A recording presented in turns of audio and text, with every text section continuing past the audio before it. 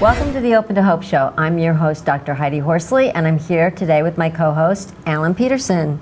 Howdy, Heidi. Howdy, Heidi. We're Hi, back. Alan. We're doing another show today, another great show. We are. So Alan has co-hosted with me quite a bit. He steps in whenever Dr. Gloria is not in town, which is great. So I'm happy to have you here today. Honored to be here. I always love doing shows with you. I always love being able to talk about hope from all different perspectives, from how you find hope when you're new in grief, and maybe you've been in it for years and years. And we have an interesting show today, don't we, Heidi? We do. We're going to be talking about turning loss into legacy. Right. And you have certainly done that, Alan, because you have been with the Angels Across the USA tour. You have gone to over 1,600 cities. You have spoken, you have sung, you have keynoted to thousands and thousands of people.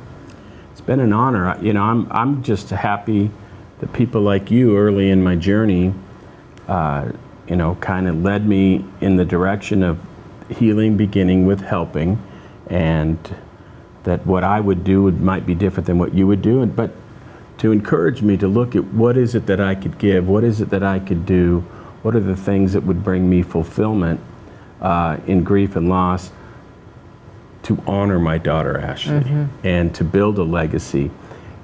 And I've learned through the years, and I think our guests today are going to share with us, that when you're grieving a loss, oftentimes it gets real quiet out there because people stop saying the name. We want to say the name, see the name, hear the name. People think the name upsets us, but truthfully, if we had our way, we'd put their name on a banner, fly it behind an airplane all over the city for everyone to see. And turning loss into legacy is doing things that allow us to work with those we love, in honor of those we love, and to sometimes take our focus off of our pain and put it on building that legacy.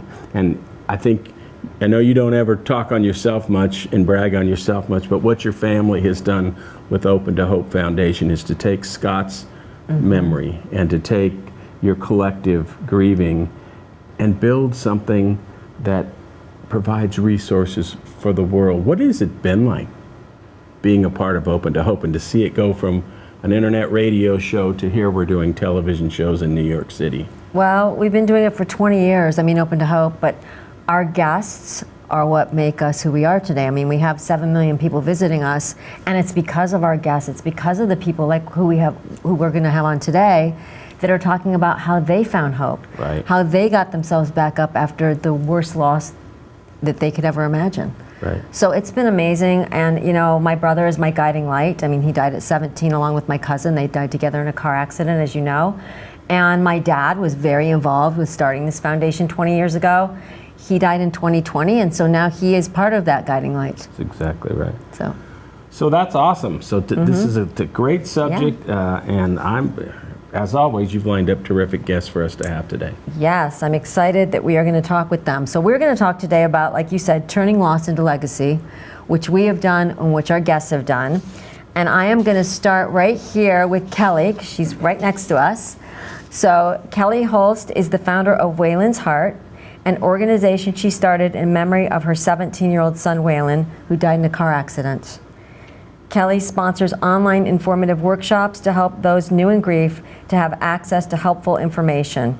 And I know, Alan, you and Kelli work together. Yeah, we'll talk a little bit about that today. I'm excited about it. Next to Kelli, we have Jason Wendroff-Rawnicki, who's been on many of our shows before.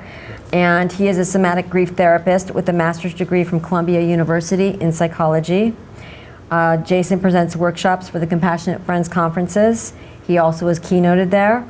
His sister Lauren died in a car accident at 24 years old.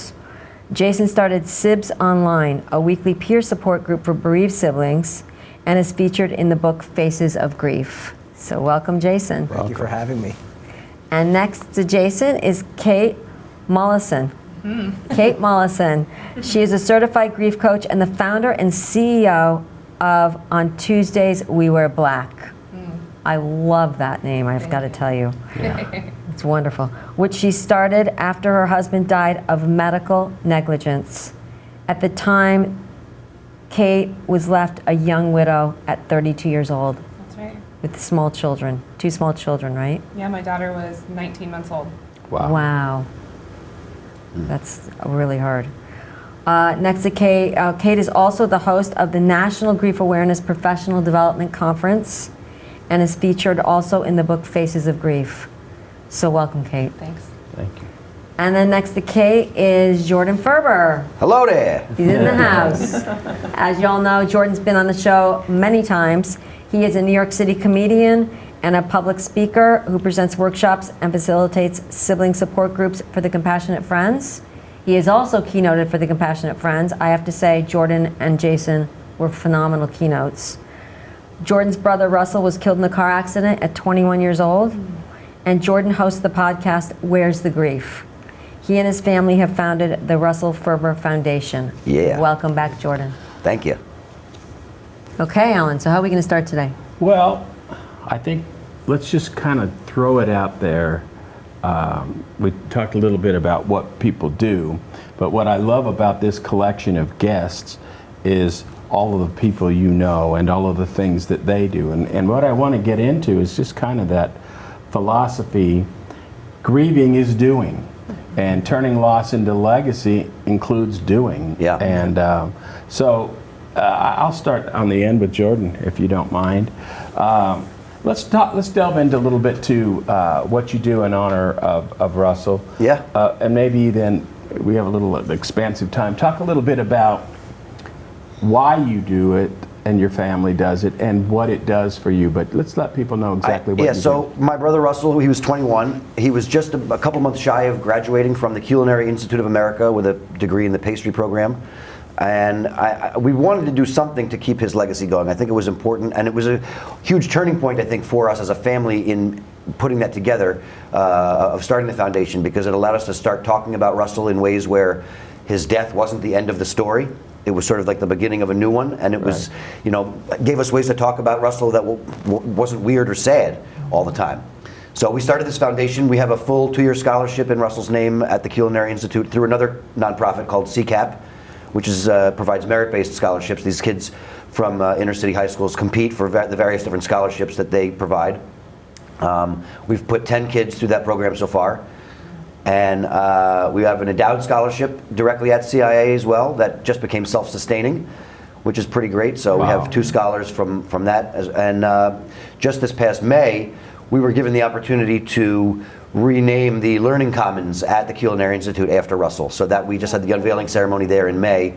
My brother Russell was severely learning disabled, and so he used the Learning Center a lot when he was there, because they provided extra tutoring and all sorts of assistance, because he was a very poor reader. So he got a lot of assistance in a lot of his schoolwork there, and he spent a lot. He was there almost every day. So feels good to have his name sort of emblazoned on the top of it there. That's amazing. And it's amazing the difference he's still making in people's lives. Right. Although I do joke that, you know, the fact that they named the library after Russell is hilarious because Russell did not read books. Russell read people, which is why we didn't know he couldn't read books. But it's pretty amazing, and we've stayed in touch with all of our scholars. We do a big fundraiser for the foundation every summer. It's always the last Wednesday in June. This coming June 25th will be our 20th annual fundraiser, and all of our scholars, when they can make it, come to our event. They bake stuff for the event, and it's really kind of cool to see their careers unfolding and follow, you know, their journeys. And I've got to say something, a shout out for your event, because I've been to many, many, many events, and I will be there again this year. You bring in the funniest comedians, and you've got all these photos of Russell and this whole slideshow, and it's so like heartwarming to see all these kids that have benefited from these scholarships, and you have phenomenal food. So a big shout out to go. It's in the Village, and it's in the middle school where you and Russell went. It's at the elementary school that Russell and I both went to. Yep. That's amazing. We're so lucky that we have a fund there as well. At the Village Community School that helps provide funding for kids whose families can't afford the extra tutoring that they might need, so they don't have to leave that school before the end of 8th grade, which Russell did. Russell had to switch schools in the middle of 8th grade, his final year there, because they didn't at the time have the special tutoring that he needed.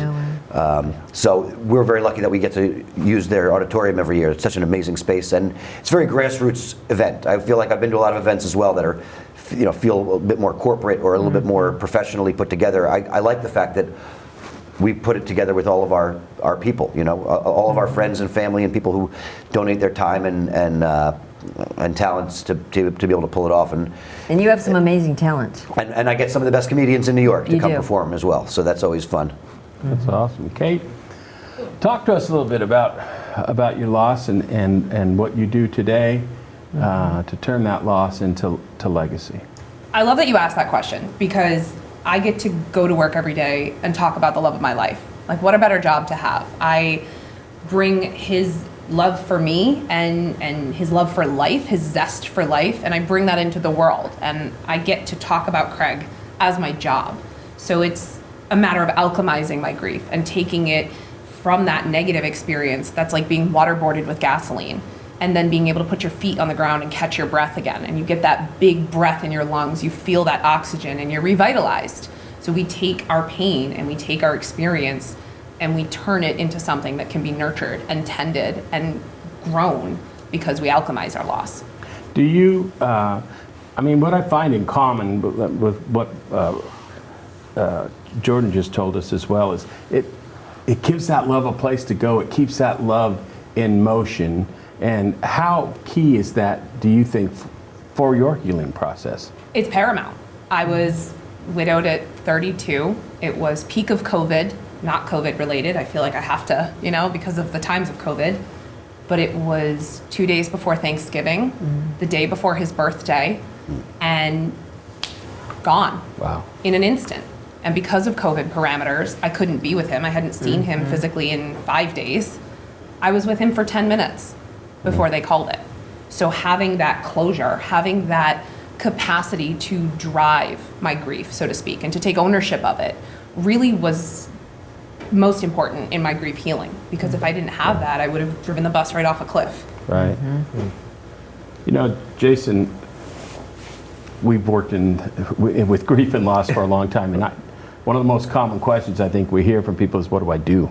Yeah. My parents immediately they did their own thing. They created a foundation, an enrichment center for Lauren. So there's the Lauren Wendroff Childhood Enrichment Center in Bayonne. And I didn't really want to have anything to do with it. They didn't ask me. I wasn't involved in it in any way, shape, and form. And for many years, like many siblings, I didn't even realize I was supposed to be dealing with my own grief, never mind creating a legacy around it. So it took me a while just to get a handle on what I was going through as a bereaved sibling. But that being said, as the years started to roll on, it was a pulling. It wasn't a conscious choice on my part, but I felt this need to get more involved in the bereaved sibling community, because I noticed that there weren't many resources. The online stuff was almost non-existent, even very few in-person groups. So at a grief conference, at the Compassionate Friends Conference in 2019 when we were in Philly, I was talking to a bereaved sibling, and I was like, why is everyone so excited about being at a grief conference? And she told me that it was because there was no other place for her to connect. And so I said, what if I started a Zoom meeting? And that was over 5 years ago as of today. And I've been running a Thursday night meeting ever since, not even realizing that was going to be my calling. And then it then converted to me deciding to do it more professionally and help bereaved siblings and bereaved people with all of the issues that they're dealing with. So Kelli, I'm glad that you're here today, because not all turning loss into legacy happens right away, and not everybody builds a new wing to the hospital or does all these things. There's no insignificant ways that it happens, and I know that you and I are currently working on something big. Yep. Providing workshops for people on guilt and regret and other things applicable to grief to help them. But I want to go back to early in your grief. As we were talking to you about the show today, you shared some things you did early on after Waylyn died, where just on your own, you would hear about somebody else who had lost a child, and you would do something very nice for them to help you. Can you talk a little bit about that? When I first lost my son, I received a necklace in the mail, and I had no idea who this person was, and it touched my heart so deeply that somebody loved Waylyn as much as I loved Waylon, and he meant as much to them that he did as he did to me. And so I've seen these willow tree figurines of little boys holding golden hearts, and I thought, what a thing to send, because my son to me had a golden heart. And so then I would send these to people, or send them to funeral homes, and they would get them out to the people. And I got many letters of gratitude back. It meant so much to me. I also sent them a letter saying how much, or explaining to them what had happened to Waylon, and that when they looked at that little boy holding that big gold heart, that they would also think of my son, and every time I looked at mine, I would also think of theirs, and to let them know that they were not alone. And to me, that is really where the rubber meets the road in turning loss into legacy. I mean, Alan, you know, we were talking earlier today about what are other ways and things that people have done. And I remember, this is something so small, but I was leaving, you know, jumping on the West Side Highway and going through the toll, and the guy in the toll booth said, hey, the person in front of you just paid your toll in honor of his wife that died. Yeah. And I was like, that is so cool. Yeah. So then I paid it forward. I said, okay, I'm going to pay in honor of my brother that died for the people behind me. Yeah. So it was just that small, but it made such a difference in my day. Yep. I think that's one of the things of working in grief and loss is all of these examples we see of it. When I speak on this subject, I tell people, go anywhere, really in the world, but anywhere in this country, and they just plant you down there, and you look around, and you don't have to look very far to see that city is a better place because somebody lived, somebody died, and somebody who still loves them continued to express that love in what they do. And so, yeah, I mean, if we sat here, we could probably sit for hours and talk about all the inspirational people we see and what they do. But I thought maybe, you know, most of us were inspired by something we saw somebody else doing. And this world is a better place because we do what we do. But Jordon, in your grief, what did you see early on maybe that said, hey, this might be an idea of a way I could continue to build Russell's legacy? Yeah, I mean, I think me and my parents, the three of us, I think we all bring our own unique talents to the fundraiser that we do. And I think initially, even without knowing that we were going to have this legacy 20 years later, without knowing that we were going to be putting his name on a building, or having the scholarship go for as long as it has, I think just being able to do something to honor him, to keep his name alive, and to bring joy. The fact that it's a comedy show that brings people together to laugh about stuff. It was a place where it took a while before I had material or jokes about my loss or about Russell, where I was comfortable telling them, but it's always so great to be able to just be surrounded by all the memories and to bring people together about it, to not be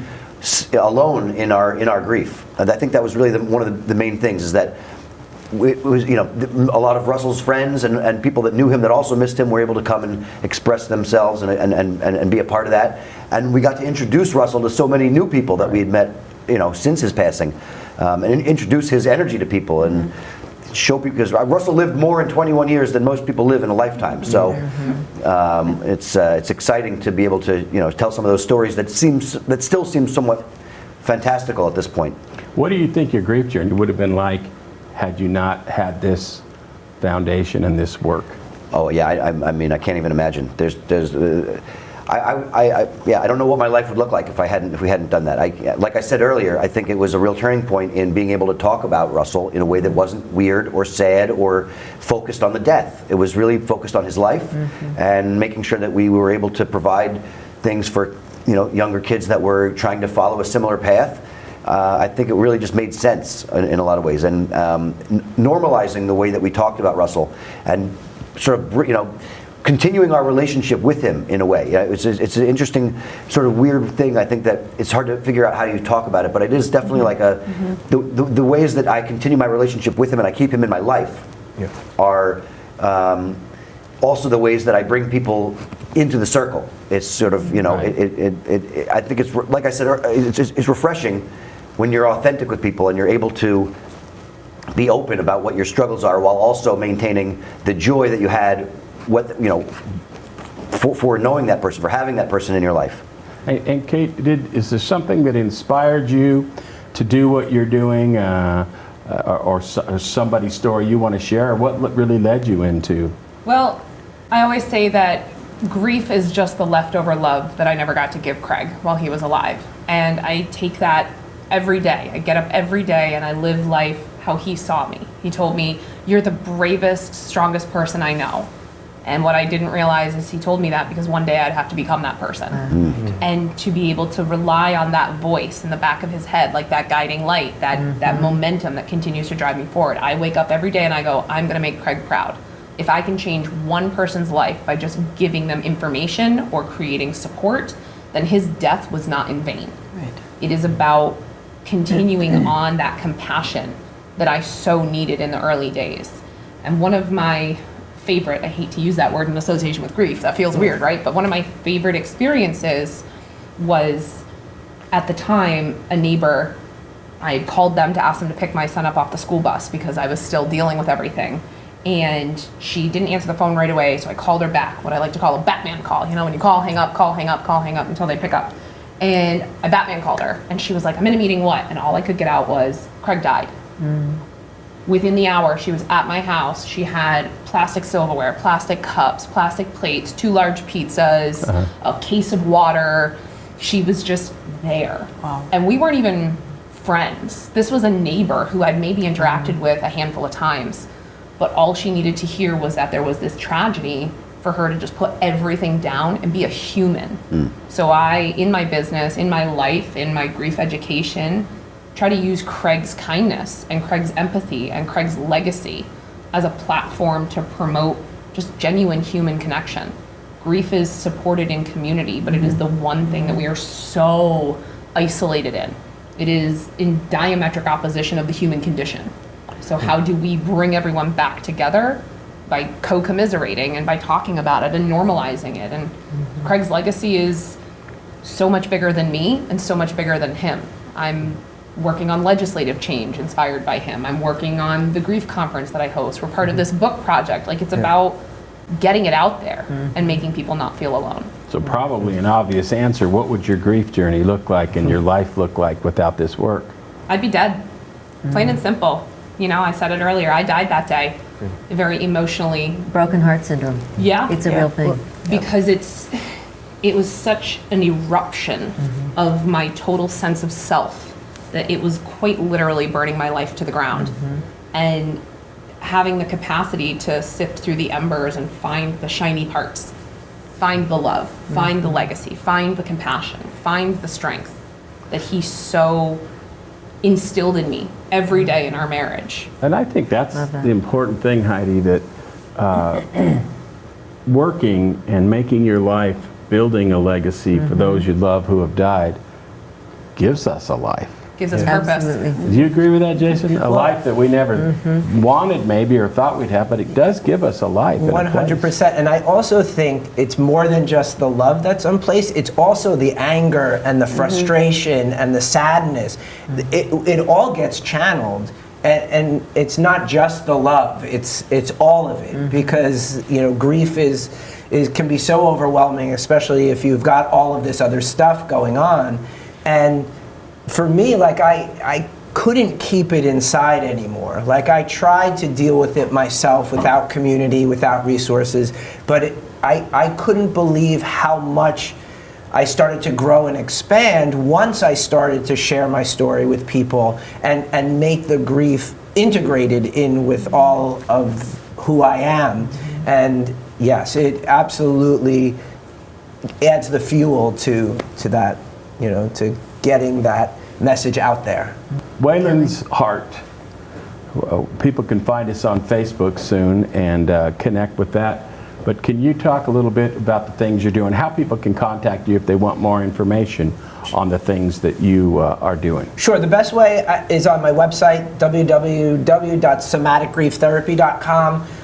The book, The Faces of Grief, that Heidi mentioned earlier, is on pre-sale right now, or it's on sale, depending on when you're watching this. I'm on social media. I'm on Instagram, TikTok, and Facebook. You could also sign up. I have a free ebook about using essential oils with grief. So everything can be found through my website. Perfect. And so we hope people contact you and And grieving siblings out there, they don't have to do it alone. Doesn't matter where they are in the world, do they? No, you can also access, I have that online peer support group for bereaved siblings is also available through my website. There's a resource section there that you can just sign up and get the links to hop on. How can people make contact with you? Yeah, this fancy thing called the internet that I'm just And the learning intranet. about. I've heard of that, haven't you? yeah. We're learning to use it ourselves. Yes. All right. So I'm not as tech savvy as Jason here, but I am on the internet. On Tuesdays, wewearblack.com, OTWWB. I have a free blog, a free glossary of important grief key terms. I have a resource guide that's nationally vetted resources for grief support of all kinds of grief. And then I host a podcast for spouse loss experience. It's called the Happily Never After Show. So all of that is available on my website. And then the book as well will be coming out in December. And I have a TED Talk coming up on December 1st. And real quickly, tell the people how you got the name of on Wednesdays We Wear Black. On Tuesdays, we wear black. Oh, that's right. Wednesday On we wear Wednesdays they were pink. pink. So my late husband Craig, huge Broadway musical fan. For those of you here in New York, he loved Mean Girls. It was his favorite. And while on Wednesdays we wear pink, Craig passed away on a Tuesday. So on Tuesdays we wear black. I love it. That's so That's fetch. mingling the legacy. Stop and trying to make All right, Jordon Ferber, how do people find you? Yeah, well, you can. I have my podcast as well, Where's the Grief, which you can find on iTunes, Spotify, or wherever you get your podcasts. If you're not a tech-savvy person, you can just go to where'sthegrief.com and listen through that. And I'm on the Instagram as well, at Where's the Grief. And RussellFerberFoundation.org is the website for our foundation. And also on Instagram at Russell Ferber Foundation. And our 20th annual fundraiser will be June 25th, 2025 in the West Village. And so save the date. Tickets are not on sale yet, but you can certainly donate year-round to our foundation, and it's going to be a good time. Thank you. Love Wow. it. Okay, Alan. Lots of inspiration today. Absolutely. So glad we did this. And I guess I Great just show. want to weigh in and say if I hadn't built legacy, I wouldn't have met all these amazing people that inspire me every day with their stories of finding hope after loss. Yeah, I often think that too. We're creating memories today. I wouldn't Yeah. know you, you wouldn't know me. There Yeah. are a lot of pathways in life. If you're open to continuing to share the love and create a legacy, there's no telling who you will meet and what wonderful experiences you can have. And that is the essence of hope. Absolutely, Alan. And we like to close by saying, if you've lost hope, please lean on ours until you find your own, and God bless. Thank you.